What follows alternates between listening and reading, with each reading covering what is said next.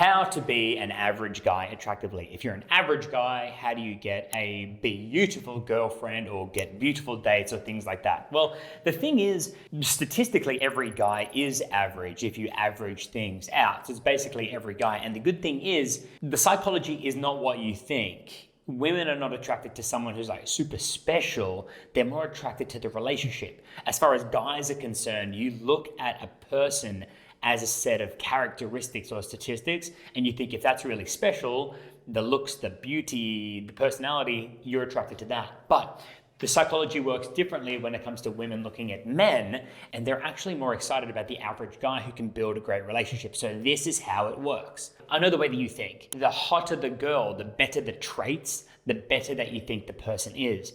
But that's not how it works when it comes to female psychology. They're thinking more like, how special can this person make me feel? How organized is this person? How significant can this person make me feel? So you can be the average Joe, short, plain looking, middle class job, plenty of imperfections about you. But if you can be organized, driven, ballsy, and make a person feel significant, you can have some of the most incredible partners and the most incredible dating life of anybody. It truly is the case that you're only held back by your own limitations when it comes to dating. And that's the magical thing about learning dating and being a dating coach, is you can take an average guy and make him absolutely brilliant when it comes to connecting with beautiful, attractive, sought after partners in a really short amount of time. You just got to pull the wool out from over his eyes and you're going to be good to go as an attractive guy. So here's what it takes. First of all, if you are going to be an average guy, you do need to at least have comparable levels of grooming to the girl that you're interested in. So yes, shower, haircut, respectable clothes, a respectable sense of self. That's actually pretty easy to do. H&M, Zara, there's some cool thrift shop clothing and a unique haircut. Just a little bit of pride in yourself, a little bit of effort, as opposed to every other guy who makes zero effort, at least while you're in the phase of looking to get a connection with a new partner. That is to say, height and looks don't matter, but having your shit together with a bit of fashion, a bit of grooming and presentation, get your shit together, that does matter. Next, yes, you can be average as fuck, but I want you to be superhuman with three things. With your standards of the way that you live your life, the way that you date, the way that you host people when you show them a good time. I want you to be superhuman with your organization, and I want you to be superhuman with your ballsiness. Be average as fuck otherwise. They've got the time, the place, the standards, what to wear, what to bring, how we're getting there, how we're getting home. They organize a fun, creative thing to do, and that might be with their friends, with their family, or with their dates. So you don't need to do a particularly special date, but if you organized to meet at a certain time, at a certain stall, at a farmer's market, on the weekend, because you're going to get a certain type of special food, that's super levels of standards. Knowing something really cool, exactly when and how to make it happen, that counts for a lot. That's how you live your life, and that indicates a lot about you as an average guy. You're basically an alchemist. You're turning nothing into gold, right? You're turning boring situations, girls who otherwise wouldn't have had those ideas or created those opportunities for those dates for themselves, but you're proposing it, making it happen, and then stepping into it. But then, of course, the third thing is you're going to need to be ballsy. You're going to need to have a backbone. You're going to need to have balls enough to ask it. But it's one thing to be ballsy as an average guy to say, hey, do you want to hang out? It's a whole nother thing to have some intent and some planning behind your ballsiness. And you said, hey, young lady, I'd like to meet up with you on Saturday at about 11 o'clock. This time we're going to go for this walk. We're going to go to a certain stall that I know at this incredible weekend market because they have this one thing on the menu that I really, really love.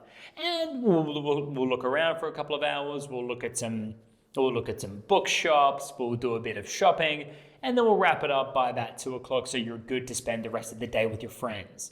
That's my plan. So it's a lot easier to be ballsy if you have a plan, and it doesn't matter what the plan is. It could be go-karting. It could be a roof with a view with a certain kind of menu. It could be a walk in a park during a concert, those sorts of things. Any of those sorts of things take you from being the average guy to the guy who can ask. And remember, if that's a girl who's particularly sought after, a girl who has a lot of guys who are interested in her, and you come with a bit of backbone and some standards and organization, You're no longer going to be average. You're going to start to stand out from the crowd, and you're going to be starting to make the girl feel significant. There's this incredible line in a movie, from the movie Rush, about these Formula One drivers, where the guy is breaking up with his wife, and the wife has left the driver. And they're having this conversation at the table, and she says, look, it doesn't matter about that guy's reputation. What matters is how he makes me feel.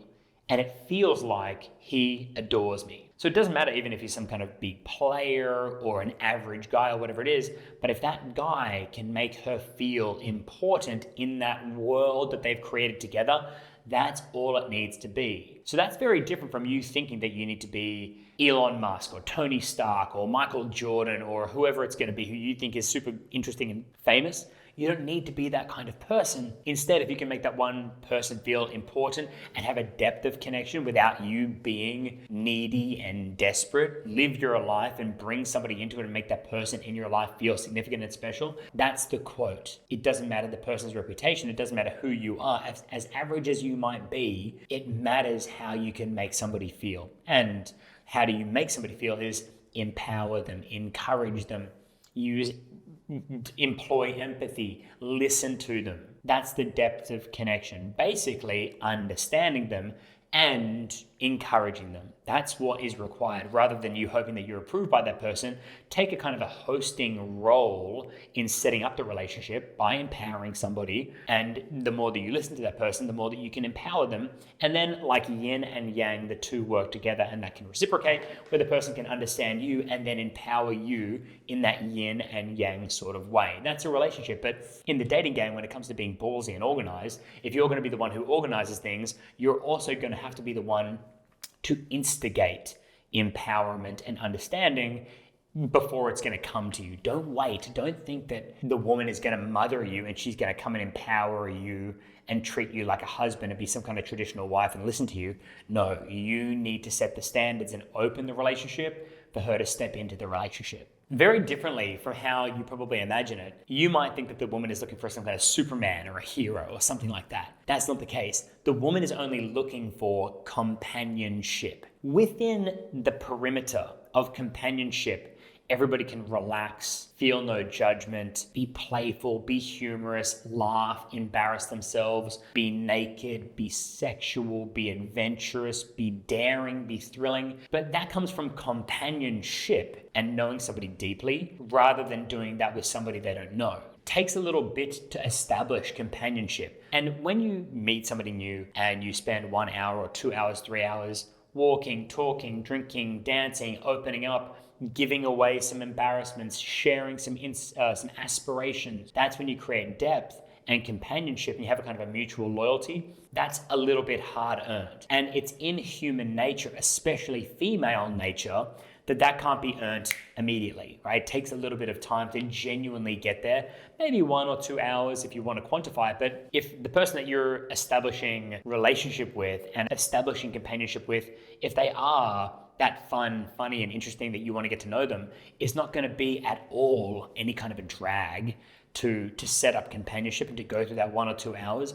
You should love every minute of the time that you spend with that person in establishing companionship. And once you have established companionship, which leads to the fun and the intimacy. So yeah, Mr. Average Guy sitting out there on the internet watching this, take the time, enjoy the process, have some good plans. And the fact that you're not superhuman is actually good. Leading to the next point. If you are too attractive and too confident, if you are like the Chad, right, Giga Chad, if you're this big player, that doesn't equate to companionship in the girl's mind. She's going to think, shit, damn, that guy is a famous football player, famous musician, super exciting to be around. I could have an experience with that guy, but that's all it is. I don't even want to get to know that guy because that guy's probably going to cheat on me, or the companionship's going to be worthless to him. I'm not going to be able to build a world with him. That's how beautiful, smart, dynamic, aesthetically incredible women think. They might have some experiences where they date those kind of guys and get burnt by these kind of giga chads, good-looking guys, or really, really high status guys, but they don't want that. It's classic game theory in the sense of mathematics that everybody finds their right match. So you, as an average guy, the only thing that's holding you back is your initiative. If you can take initiative and establish companionship in your own way with your own life, you don't need to be superhuman. You're looking for a girl who's looking for companionship rather than to score with some high level dude who's likely just trying to score with every girl anyway. So in that sense, being average is that much better. And lastly, and now most importantly, what everybody's looking for in this world is to be made to feel significant by your friends, by your family, and by your partner. Now, I'll share with you a little secret. The biggest driving motivation for men in the relationship game, your hormonal motivation is to overcome the fear that you're never going to get laid again. That's generally the fear that drives us all day, every day. It's a vast generalization, just a little bit of bro science, but generally you're worried that you're not going to hook up again. Whereas women's biggest fear is that they are not going to be significant and significant to somebody special. So when you make a connection with somebody, as the guy taking on a kind of hosting relationship, as we discussed, if you can make a woman feel significant by understanding, by encouraging, by empowering, by living in a way that sets up an opportunity for her to do the things that she wants to do, and that could be career or motherhood,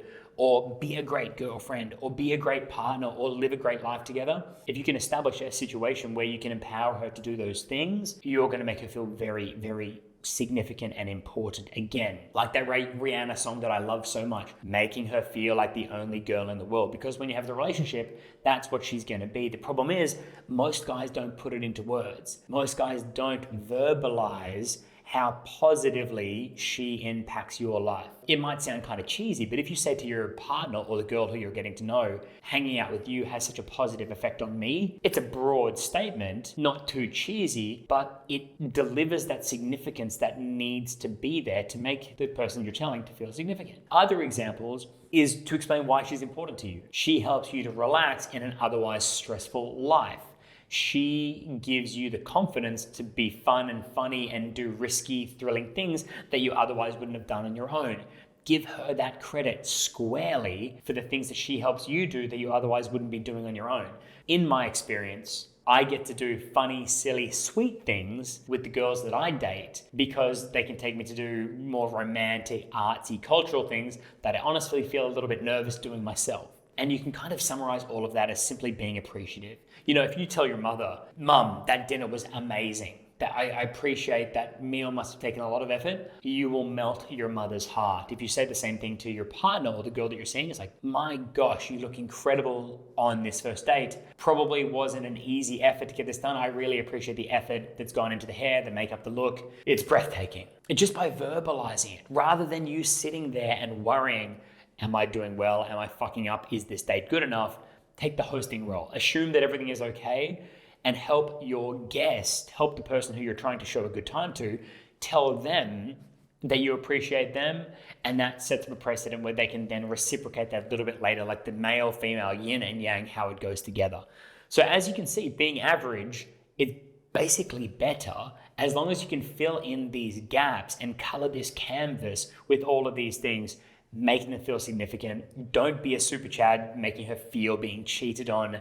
Be superhuman in your standards, your organization, and your ballsiness. And again, make sure you've got your shit together. I'm sure this video helped. Give it a like, subscribe to the channel, and I'll see you in the next video.